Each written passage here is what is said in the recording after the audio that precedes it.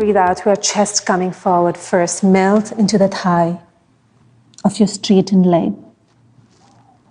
Come back up with your arms first. And breathe out. Namaste. I'm Nidhi, and I'm a yoga instructor here in the US. The reason I'm speaking to you today is because I recently came across a startling fact that was brought to my attention by my Israeli student, Kavi. On my last trip to Israel, I went to visit the Holocaust Museum, and I was looking at all the maps there, and the Jews were being persecuted all over the world, except for one place, India. India was the only place that offered them refuge. And not only that, they offered them respect and dignity, which was amazing. And I was very proud to hear so. But when she asked me, why is it? To be honest with you, I had no clue. But later I found out that the answer lies here, in yoga. The more you understand yoga, the more you can understand the Indian culture and civilization. Isn't that strange? But let's explore why.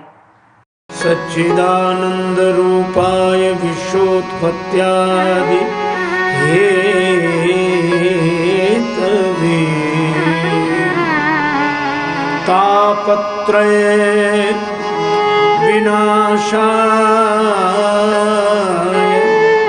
श्रीकृष्णाय वयं नुमः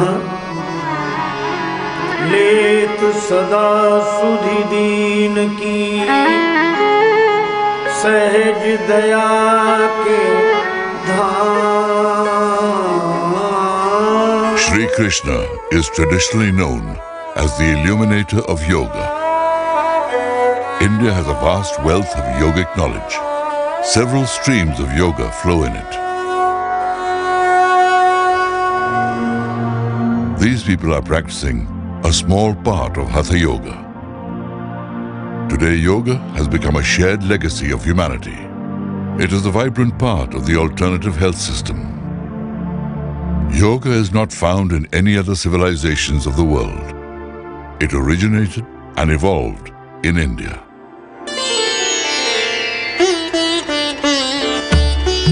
It gave rise to a civilization whose perception of life was not fragmented. Because of its holistic worldview, yoga has been integrated in Indian civilization. Therefore, without understanding Indian civilization, yoga cannot be understood completely. What we call yoga today is just a small part of Hatha Yoga, involving Asana, Pranayama and Mudra. Many people say yoga asana is not yoga at all. It's all neo-philosophers who talk on easy chair, sitting and giving talks. But in olden days, it was not so. Everybody were made to do asanas, which all the historical background will give you that it was compulsory for everyone. Even out of the subject, I can say, the children were taught Upanayam at the age of 5 or 7. So even at the age of 5 and 7, when they take the sankalpa, they say Asana Pranayama. That means take a correct position and do pranayama in order to do the japa of the Gayatri. That means asana and pranayama were there from time immemorial without any deviation or division, whether they follow a karmic path or a jnanic path or a yogic path or a bhakti path. So asana and pranayama was compulsory. Asana, pranayama, and everything is there. Even today when they do the puja, the priest says asana pranayama. So it has become now a literary word, but not actual. But in those days, they were actual. They had to do it. Asana is a steady state of the body, like a statue. Even the slightest movement should not be there. The breath becomes subtle, as if it has stopped completely. When this state becomes effortless and blissful, then the asana is said to be perfect. With the perfected asana, the person is ready to transcend the physical body and to awaken the powers of consciousness. This was the first step of the Indians to acquire knowledge. In this steady state of mind, Prakriti or nature reveals her knowledge. This knowledge of nature through yoga is far deeper than what modern science has achieved. The scene we are observing through our senses is not nature by itself. The senses themselves are an inherent part of nature. But equally, the wandering mind, which is beyond the senses, is also nature. The intellect, which is beyond the wandering mind, is also nature. And beyond the intellect, there is Ahankar, an entity that is self-conscious. That too is nature. And prime nature and consciousness or Purusha are far beyond all of this. The knowledge of consciousness can be realized through the knowledge of nature. Nature is the inspiration for the arts and aesthetics. Nature, knowledge, and the arts together brought a qualitative transformation in the life experiences of Indians. They have been the force behind Indian culture.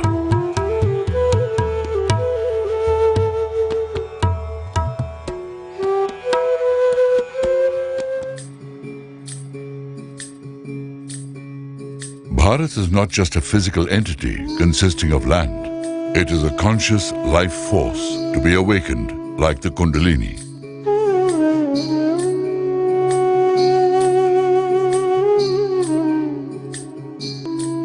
In our body, the Kundalini resides here. Through the practice of yoga or tapas, she ascends from here. On reaching there, she completes her sadhana, practice. Yogis have sung beautiful songs of their longing and union.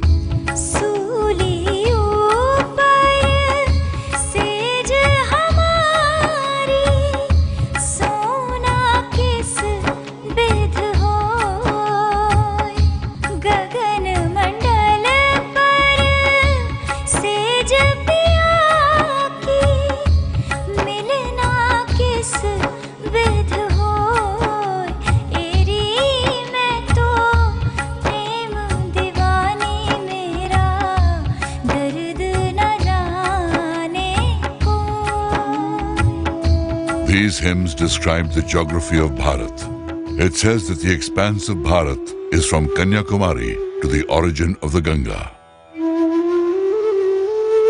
Here, a Kumari is immersed in tapasya, penance. Her goal is to unite with Adiyogi Shiva. In this metaphor of Shiva Parvati, the flow of vital prana or energy between the two ends of the land is shown. In this lies the Kundalini of yoga. Along with the Kundalini, there are 72,000 nadis, energy channels. The body is alive through these channels of nadis. The earth also is not without life. These are not just rivers, but flowing nadis of her body.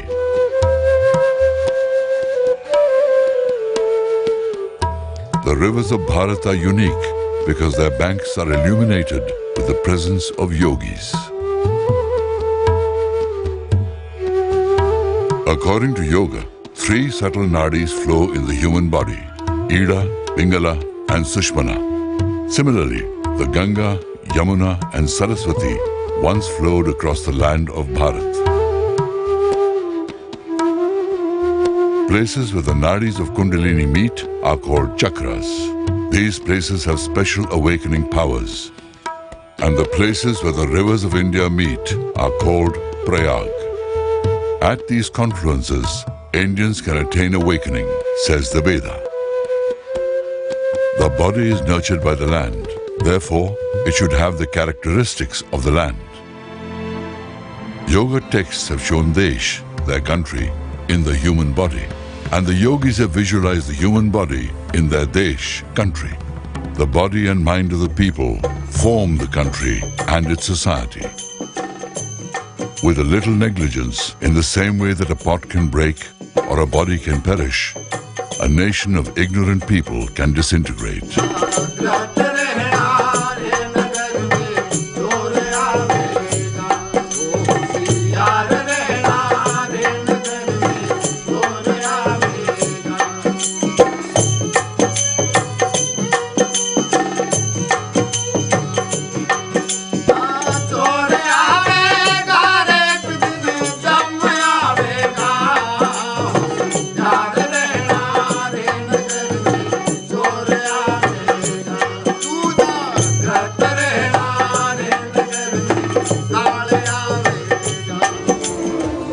The philosophy of yoga, Samkhya, is the central philosophy of India. Even Marxist scholars state that proto-Samkhya philosophical ideas are seen in the tribal life of India. The Hindu dharma of tribals can be seen prominently in Atharva Veda. Hindu dharma is a rishi-propagated dharma. Rishis were many and came from different backgrounds. There was diversity in Hindu dharma. This diversity was also due to the philosophy of yoga. The two basic entities of Samkhya philosophy are Purusha, consciousness, and Prakriti, nature. Purusha are many and Prakriti is continuously changing. Change, novelty, and diversity are the prime rules of Prakriti. Therefore, change, novelty, and diversity were an integral part of Hindu dharma from time immemorial.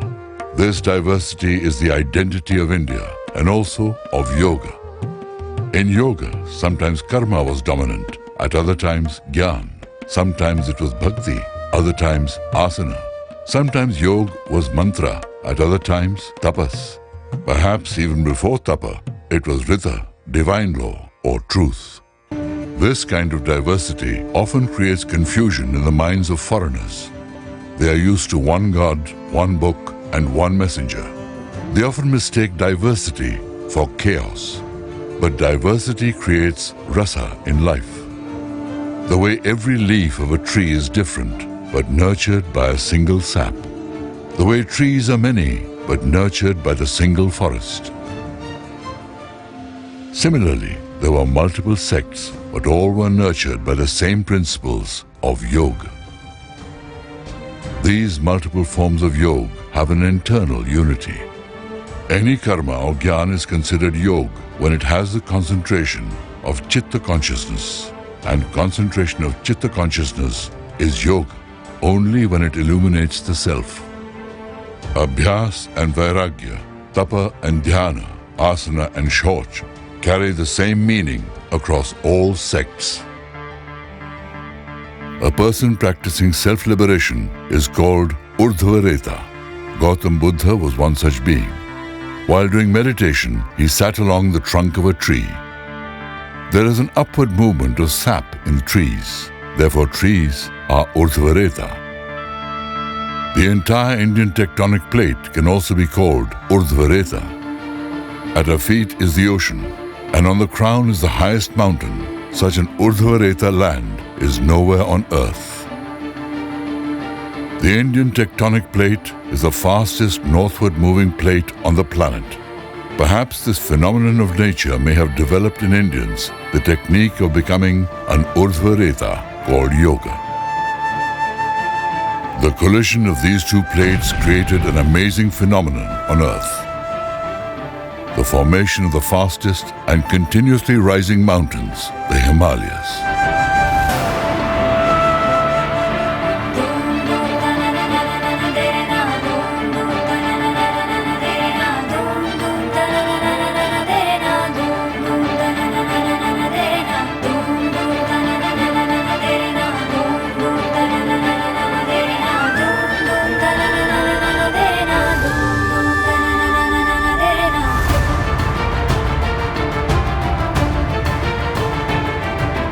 Perhaps due to this continuously upward movement, the Himalayas became the abode of the yogis. The Himalayas are not ordinary mountains. This biggest mountain range is the axis mundi of the Earth's climate. It is from here that the climate of the Earth is governed and will continue to influence it in the future.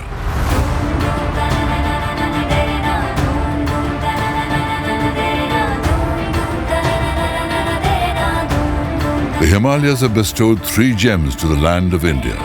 First, the monsoon. Second, fertility. And third, spirituality. Monsoon clouds descend here.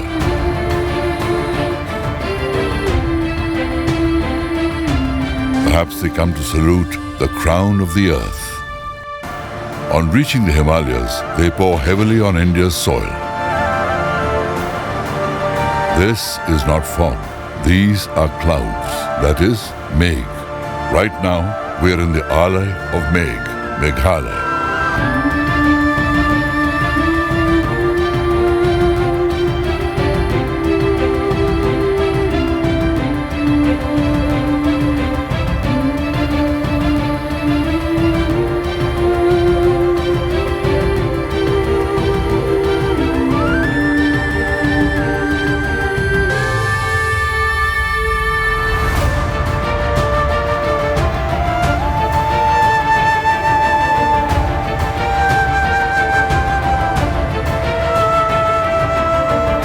This place gets the maximum rainfall on the planet. The upward movement of the Indian land nurtures spiritualism, and the downward movement of our rivers nurtures life. This population density has not survived anywhere on earth, but here, this abundance of drinking water is nowhere to be found on earth.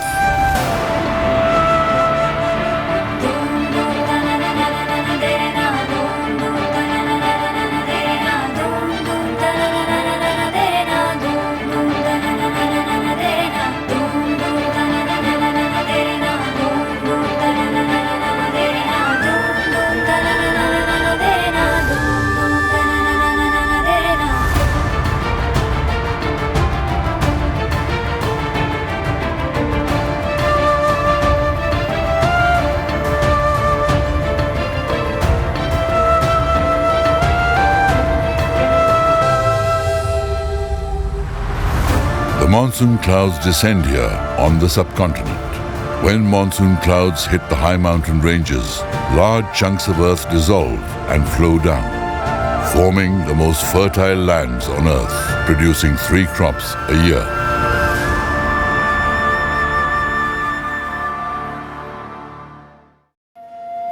Only those can practice the higher pursuit of reality who are free from the basic need for food. Gautama Buddha, with thousands of his disciples, used to beg for alms in the villages. Some places were naturally so plentiful that there was no need for the begging. Trees were full of fruit around beautiful ponds. Eat fruit, drink cool water, and pursue the higher reality. Naimish Aranya was one of many such places.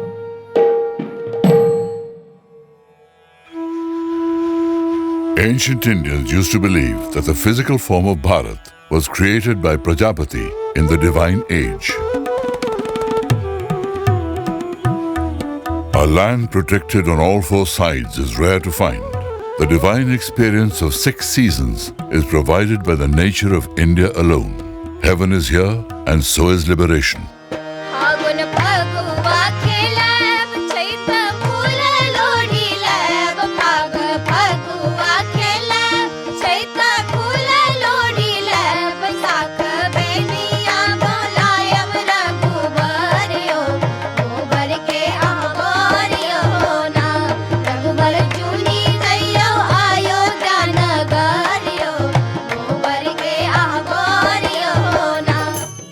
This Pashupati, Lord of Beasts, is sitting in the same asana in which King Yudhishthir used to sit for Abhishekam, Puja, and his bath.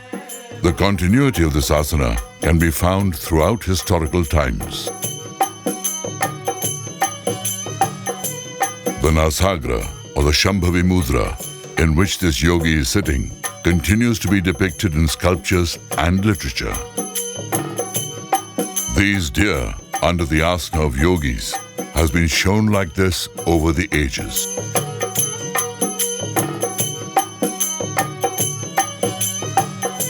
Who else can symbolize the mind better than the flighty deer? Controlling the mind is tougher than holding air in a fist. But the yogis disciplined it and made it dance on their fingertips.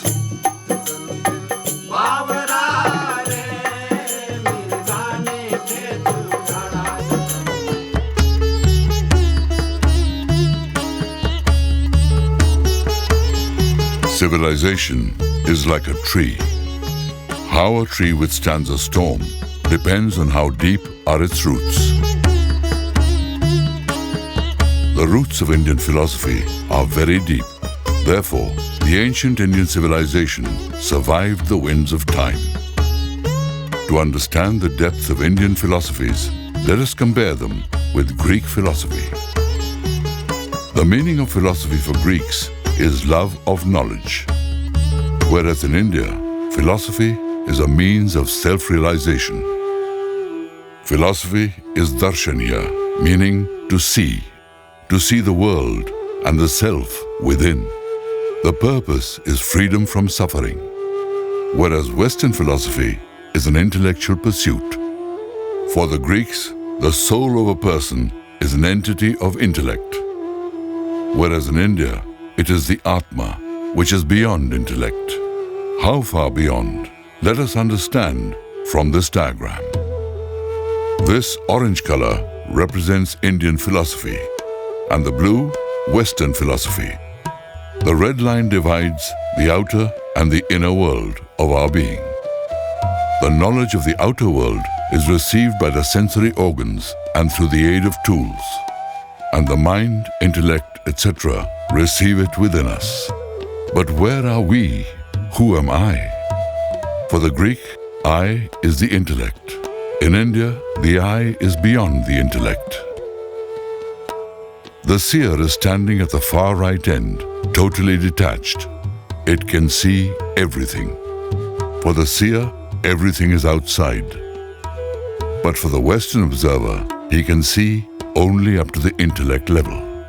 No matter how much intellectual activity there is, the intellect cannot take you beyond the intellect itself. Yoga helps us to disentangle the self from the bondages of nature. The self can then see the outer and inner world dispassionately. This orange graph is created on the basis of Samkhya, the philosophy of yoga. There are several philosophies in India, and Samkhya is one of them. Light, action, and inertness are the root characteristics of nature, Prakriti, and with these, the material world is made. Consciousness is called Purusha. Prakriti and Purusha are the two root elements responsible for the creation and dissolution of the world. The world exists within them. व्यवहारिक स्तर पर तो जो वेदांत है वो सांख्य दर्शन ही है। जगत है वो ब्रह्म का विवर्त है और माया का परिणाम। ये जो वेदांत में माया है ये और कोई नहीं, प्रकृति ही है, क्योंकि माया भी वहाँ त्रिगुणात्मक है। अब हुआ ये कि जो प्रकृति सांख्य में अत्यंत बलशाली और प्रभावशाली तत्व था, वो वेदांत में निरीह हो गया, और जो चेतन तत्व वेदांत में प्रभावशाली है वो सांख्य दर्शन में निरीह है। The Upanishads give an example of white, red, and black goats for the three behaviors of Sattva, Raja, and Tama. Can Sankhya represent all the Indian streams of philosophies? The answer lies in this real story. Once an American scholar, Gerald Larson, visited Pandit Gopinath Kaviraj in Varanasi. Pandit Kaviraj is considered an erudite authority on Indian dharma sadhana and spirituality in modern times. Gopinath ji asked, "What are you studying?" Larson said, "I am studying one of the ancient philosophies of India, Sankhya." Gopinath ji interrupted and said, "Sankhya is not one of the philosophies of India.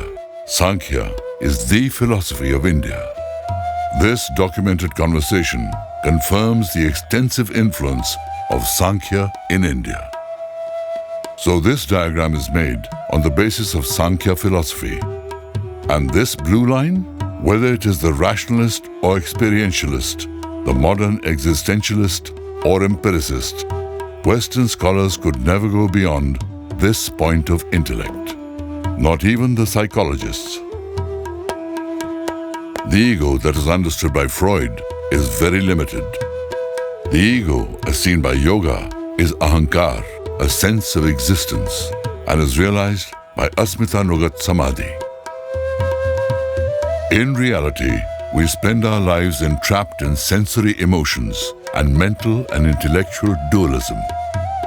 Yoga calls this type of life a prasanna, a dissatisfied life.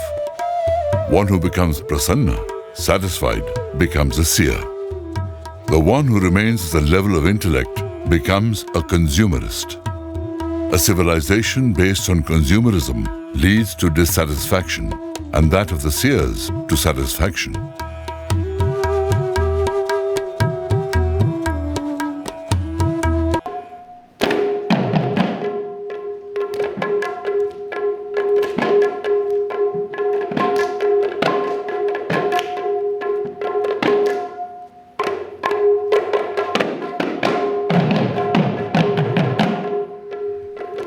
There is a discipline to experience the world through colors. And its purpose is liberation. For this discipline, the Vedic rishis created a treatise called Natyashastra.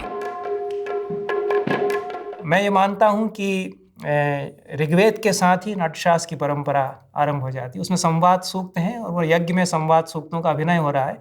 तो जैसे ही performance आता है उसके बारे में शास्त्र भी साथ ही साथ आ जाता है कि कैसे पुरोहित यहाँ खड़ा होगा, जो सोम खरीदने वाला है वो यहाँ खड़ा होगा, वो इस तरह से बोलेगा। वो यज्ञ के बीच में एक नाटक वो खड़ा करते हैं। उसका मैनुअल है ब्राह्मण ग्रंथों में कि वो ऐसे ऐसे कहेंगे, इस दिशा में देखेंगे, इस एवं परिक्रमा करेंगे। ये सारी जो क्रिया है वो नाटकीय है और उसके लिए एक मैनुअल तैयार किया जा रहा है। तो नाट्यशास्त्र तो कई हजार साल पहले ऋग्वेद के समय से ही चल पड़ा। अब जो हम कह रहे हैं बात की, वो ज्ञान की एक धारा है, मौखिक परंपरा में है, उसके सारे निर्देश, उनको कोई फिर संकलित करता है, उनका डॉक्यूमेंटेशन करता है, तो संहिता बन जाती है।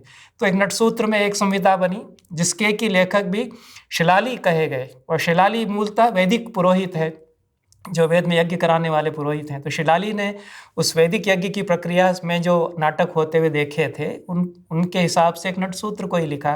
फिर कोई आदि भरत हैं, वृद्ध भरत हैं, फिर भरत मुनि आते हैं, और भी कई आचार्य हैं जो कि नाट्यशास्त्र उसकी परंपरा में उल्लिखित होते हैं।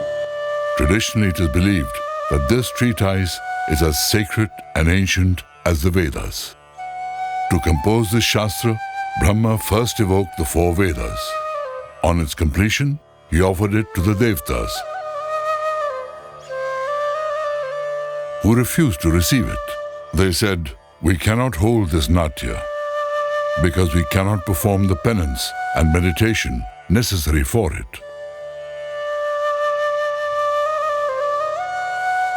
Only a yogi can hold it.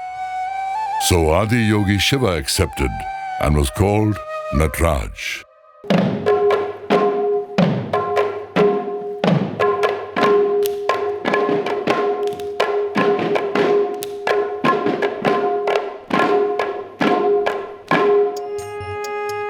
Natyashastra, in a way, is a treatise of yoga.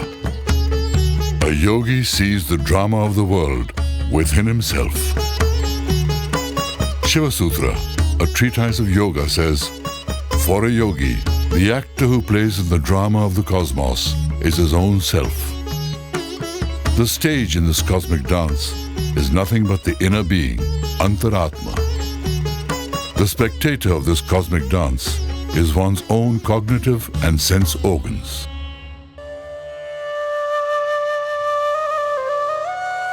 The time cycle of samsara is the cause of suffering. Why did this come into existence? Desire was the cause.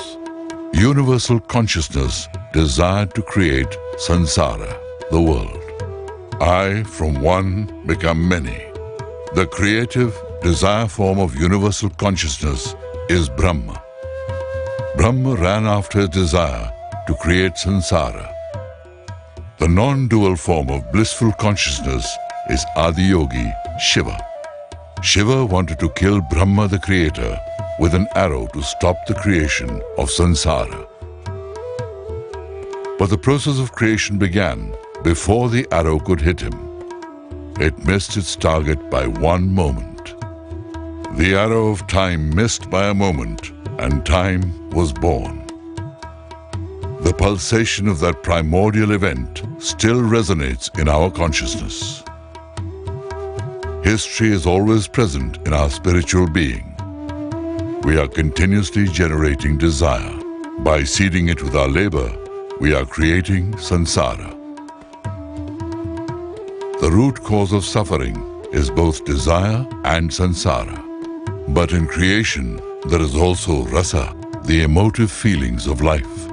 Creation has followed the blissful tal and rhythms of Shiva.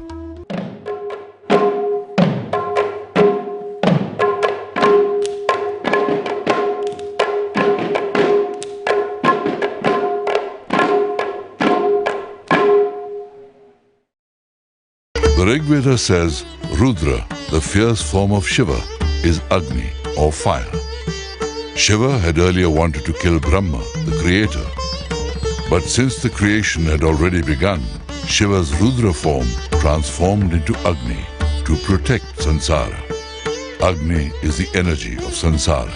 Because of Agni, there is motion, there is existence, there is bhog, yog, and rasa. In the end, Agni engulfs all. In dissolution, the samsara partakes in the rasa of the Tandav dance of Adiyogi Shiva. In the end, all merges into the non-dual Adiyogi.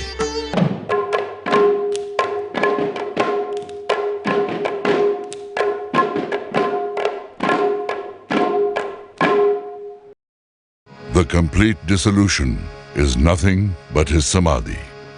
Ganga taranga ramani jata kalapam gauri nirantar vibhusita bhagam.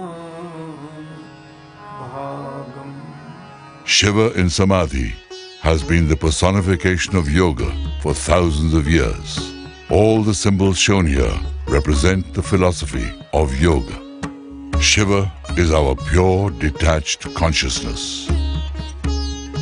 And this is the primal nature of Samkhya, the philosophy of yoga. This image of Adiyogi blissfully living in the Himalayan caves may not inspire the modern man. Perhaps this image will inspire him more. The physical notion of health has made us ignorant about the rasa of self-realization. Today, the meaning of Anand is material pleasure. America is a land of material pleasure. India was also once the land of a pleasurable life. Perhaps ancient India had achieved sensory pleasure far greater than in America. The country that looks poor today was once the richest land of the world. Even Western scholars came to this conclusion of India's material affluence on the basis of economic parameters. But for Indians, Purusharth, meaningful endeavors, was the goal of human pursuit, not material affluence. When Purusharth is complete, Vairagya, a detachment from the world, emerges from within. This Vairagya is the greatest wealth. In intense Vairagya, realization of self is attained, and that is yoga. It is the supreme power. With this power of yoga, India never allowed the essence of her core to diminish, even in the worst of times.